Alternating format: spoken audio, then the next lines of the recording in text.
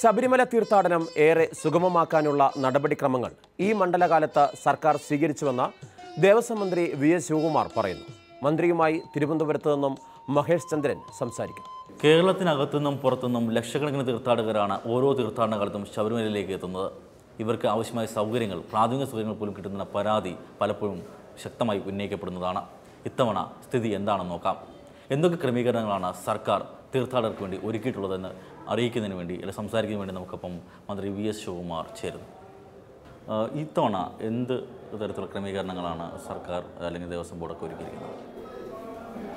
ശബരിമല തീർത്ഥാടന കാലം 2 മാസത്തോളം കാലം നീണ്ടു നിൽക്കുന്ന ഈ കാലഘട്ടം യഥാർത്ഥത്തിൽ കേരളത്തിൻ്റെ ജനസംഖ്യയോടൊപ്പമുള്ള ആളുകൾ 3 കോടിയോളം ഭക്തജനങ്ങൾ കേരളത്തിൽ നിന്നും നമ്മുടെ രാജ്യത്തിൻ്റെ മറ്റു പല സംസ്ഥാനങ്ങളിൽ നിന്നും ഇവിടെ എത്തിച്ചേരുന്നുണ്ട്.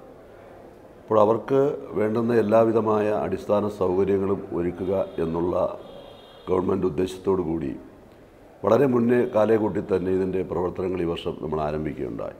അപ്പോൾ എല്ലാ നടപടിക്രമങ്ങളും ഈ പ്രാവശ്യം നേരത്തെ തന്നെ പൂർത്തീകരിക്കാൻ കഴിഞ്ഞിട്ടുണ്ട്. നിയന്ത്രിക്കാൻ കഴിയുന്നതിനപ്പുറത്തേക്ക് ഭക്തജനങ്ങൾ ധാരാളം എത്തുന്നു ശബരിമലയിലേക്ക്. അപ്പോൾ അത്രയും പേരെ ഉൾക്കൊള്ളാനുള്ള പരിമിതികൾ ഉണ്ട് എന്ന് സമ്മതിക്കുമ്പോൾ തന്നെ അതിനെന്തെങ്കിലും തരത്തിലൊരു മറ്റ് സൗകര്യങ്ങൾ ഒരുക്കാൻ എന്തൊക്കെ സർക്കാരിന് ചെയ്യാൻ കഴിയും? അതായത് നേരത്തെ ഇപ്പോൾ ക്യൂ സിസ്റ്റം സമ്പ്രദായം കൊണ്ടുവരുന്നുണ്ട്, അത് പൂർണ്ണമായി നടപ്പിലാക്കിയിട്ടില്ല. ഇപ്പോഴും അവിടെ നിർമ്മാണ പ്രവർത്തനങ്ങൾ പുരോഗമിക്കുന്നു, തീർന്നിട്ടില്ല.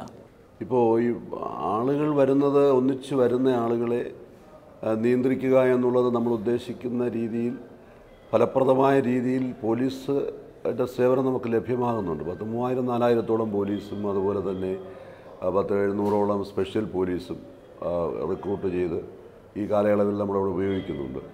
ഇപ്പോൾ തിരക്കൊഴിവാക്കുന്നതിലേക്ക് വേണ്ടി ഉള്ള പരിപാടികളുടെ ഭാഗമായിട്ടാണ് നമ്മളിപ്പോൾ വെർച്വൽ ക്യൂ സിസ്റ്റം ആരംഭിച്ചിട്ടുണ്ട്. അത് കഴിഞ്ഞ വർഷമാണ് നമ്മൾ തുടങ്ങിയത്. അത് ഫലപ്രദമാണ് എന്ന് കണ്ടുകൊണ്ട് ഈ വർഷം കുറച്ചുകൂടെ എഫക്റ്റീവായി ചെയ്യുന്നതിലേക്ക് വേണ്ടിയുള്ള നടപടിക്രമങ്ങൾ നമ്മൾ പൂർത്തീകരിച്ചിട്ടുണ്ട്. പിന്നെ അതിന് ഉപരിയായിട്ട് ഇപ്പോൾ നിലയ്ക്കലാണ് നമ്മളിതിൻ്റെ ബേസ് ക്യാമ്പായിട്ട് എടുത്തിട്ടുള്ളത്. അവിടെ ഏകദേശം 10,000-ഓളം വാഹനങ്ങൾ പാർക്ക് ചെയ്യാൻ കഴിയുന്നൊരു സാഹചര്യം ഒരുക്കിയിട്ടുണ്ട്. എന്ന് പറഞ്ഞാൽ മുഴുവൻ ആയി മെറ്ററിട്ട് എല്ലാ സംവിധാനവും ആയിട്ടില്ല എങ്കിൽ പോലും ഇപ്പോൾ പാർക്കിംഗ് സംവിധാനം ഏർപ്പെടുത്തിയിട്ടുണ്ട്. അടുത്ത വർഷത്തോടു കൂടി 10,000 വാഹനങ്ങൾ അവിടെ പാർക്ക് ചെയ്യാൻ കഴിയുന്ന ഒരു സംവിധാനം ഉണ്ടാക്കാൻ കഴിയും. ഈ വർഷം അതിൻ്റെ പ്രവർത്തനങ്ങൾ ഏകദേശം പൂർത്തീകരിച്ചിട്ടുണ്ട്. വാഹനങ്ങളുടെ പാർക്ക് ചെയ്യാൻ കഴിയുന്ന സാഹചര്യം ഒരുക്കിയിട്ടുണ്ട്. ശബരിമല മാസ്റ്റർ പ്ലാൻ, അതിൻ്റെ അവസ്ഥ എന്താണ്? ശബരിമല മാസ്റ്റർ പ്ലാൻ യഥാർത്ഥത്തിൽ ഈ ഗവൺമെൻറ് വന്നതിന് ശേഷമാണ് അതിൻ്റെ പ്രവർത്തനങ്ങൾ യഥാർത്ഥത്തിൽ ആരംഭിച്ചത്. ഗവൺമെൻറ് ആദ്യമായിട്ടാണ് ഒരു ബഡ്ജറ്റ് പ്രൊവിഷൻ തന്നെ കൊടുത്തുകൊണ്ട് 65 കോടി രൂപ ഈ 2 വർഷം കഴിയുന്ന ഒരു സാഹചര്യത്തിൽ എല്ലാ ബഡ്ജറ്റിലും 15 കോടി രൂപ, 25 കോടി രൂപ, 25 കോടി രൂപ, അങ്ങനെ 3 ബഡ്ജറ്റിലായിട്ട് 65 കോടിയോളം രൂപ മാസ്റ്റർ പ്ലാൻ നടപ്പിലാക്കുന്നതിലേക്ക് വേണ്ടി ഗവൺമെൻറ് തന്നെ അനുവദിച്ചിട്ടുണ്ട്. അതോടൊപ്പം തന്നെ മാസ്റ്റർ പ്ലാൻ്റെ ഭാഗമായിട്ട് തന്നെ ഇപ്പോൾ ഒരു മരക്കൂട്ടം, ഈ മല കയറി എത്തുമ്പോൾ മരക്കൂട്ടത്ത് ഒരു അണ്ടർ പാസേജ്, അവിടെ ഫ്ലൈ ഓവറിലൂടെ വളരെ തിക്കിത്തിറങ്ങിയാണ് ഭക്തജനങ്ങൾ പോകാൻ കഴിയുമായിരുന്നു. ഈ പ്രാവശ്യം നമ്മളൊരു അണ്ടർ പാസേജ് നിർമ്മിച്ചു. അത് വൃശ്ചികമാസം 1-ാം തീയതി ഉദ്ഘാടനം ചെയ്യുകയാണ്. അത് വളരെ ഫലപ്രദമാകും.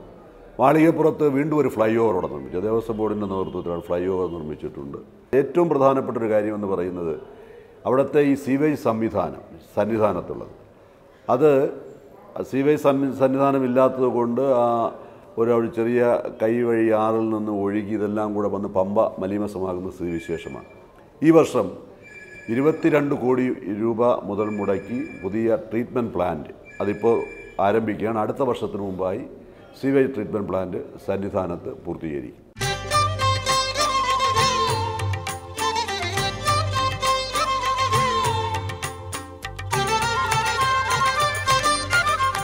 ഗതാഗത സൗകര്യങ്ങൾക്ക് പുറമെ ലക്ഷക്കണക്കിന് വരുന്ന തീർത്ഥാടകർക്കുള്ള അടിസ്ഥാന സൗകര്യങ്ങളും ഒരുങ്ങിക്കഴിഞ്ഞതായി CG കടക്കൽ റിപ്പോർട്ട് ചെയ്യുന്നു. CGയുടെ റിപ്പോർട്ടിലേക്ക്. സർക്കാർ സംവിധാനങ്ങളുടെ കാര്യക്ഷമമായ പ്രവർത്തനമാണ് ശബരിമല തീർത്ഥാടനത്തിന്റെ വിജയത്തിൽ നിർണായകമാകുന്നത്. വിവിധ വകുപ്പുകളെ ഏകോപിപ്പിച്ച് തീർത്ഥാടനത്തിനുള്ള ഒരുക്കങ്ങൾ പൂർത്തിയാക്കി കഴിഞ്ഞു.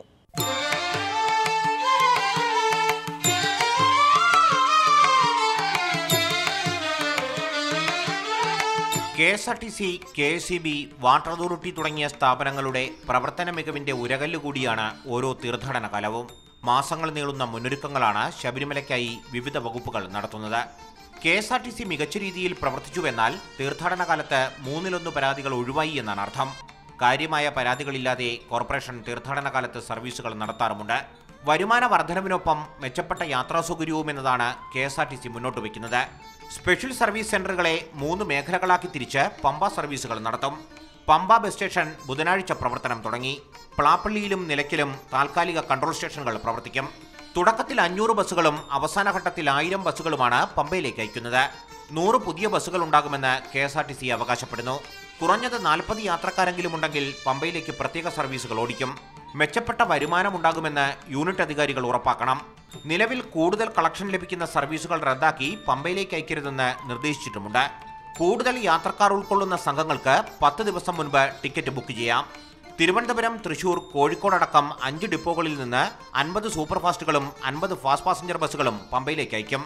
കൊട്ടാരക്കര, കോട്ടയം, എറണാകുളം അടക്കം 14 യൂണിറ്റുകളിൽ നിന്ന് 25 സൂപ്പർഫാസ്റ്റുകളും 75 ഫാസ്റ്റ് പാസഞ്ചർ ബസ്സുകളുമാണ് ശബരിമലയിലേക്ക് പോകുന്നത്. തിരുവനന്തപുരം, കോട്ടയം അടക്കം 8 യൂണിറ്റുകളിൽ നിന്ന് മതിയായ യാത്രക്കാരുണ്ടെങ്കിൽ ചെറിയ ദൂരത്തേക്കും ബസ്സുകൾ സർവീസ് നടത്തും. പമ്പയിലും സന്നിധാനത്തും ശരണപാതയിലും മതിയായ സുരക്ഷാ ക്രമീകരണങ്ങളും ഒരുക്കിയിട്ടുണ്ട്. 1840 പോലീസുകാർ ആദ്യഘട്ടത്തിൽ സുരക്ഷാ ജോലികൾക്കുണ്ട്. പമ്പയിൽ 700 പേരെ നിയോഗിച്ചു. Rapid action force, CISF, commandos വിഭാഗങ്ങളും സുരക്ഷയ്ക്കായി രംഗത്തുണ്ട്. KSEBയും വാട്ടർ അതോറിറ്റിയും എല്ലാവിധ സജ്ജീകരണങ്ങളും പൂർത്തിയാക്കി കഴിഞ്ഞു. വൈദ്യുതി ബോർഡ് 20,000-ലധികം ലൈറ്റുകൾ പുതുതായി സ്ഥാപിച്ചപ്പോൾ വാട്ടർ അതോറിറ്റി 5 കോടി രൂപയാണ് തീർത്ഥാടന കാലത്തിനായി ചെലവഴിച്ചത്. നിലയ്ക്കൽ പാർക്കിംഗ് ഗ്രൗണ്ടിൽ മാത്രം KSEB 8000 പുതിയ ലൈറ്റുകൾ സ്ഥാപിച്ചു. പമ്പ മുതൽ ശബരിപീഠം വരെ 4500 ലൈറ്റുകളും സന്നിധാനത്ത് 5000 ലൈറ്റുകളുമാണ് പുതുതായി സ്ഥാപിച്ചത്. ട്രാൻസ്ഫോമറുകൾക്ക് ചുറ്റും പുതിയ വേലികൾ തീർത്ത് സുരക്ഷയും ഒരുക്കി.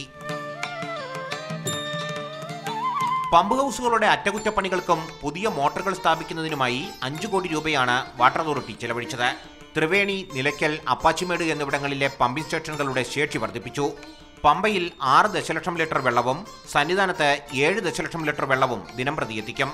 ആരോഗ്യം, വനം തുടങ്ങി ഏതാണ്ട് എല്ലാ വകുപ്പുകളും ശബരിമല തീർത്ഥാടന കാലത്തേക്കുള്ള മുന്നൊരുക്കങ്ങൾ പൂർത്തീകരിച്ചു. ഇനി ശരണം വിളിയുടെ 60 ദിനരാത്രങ്ങൾ.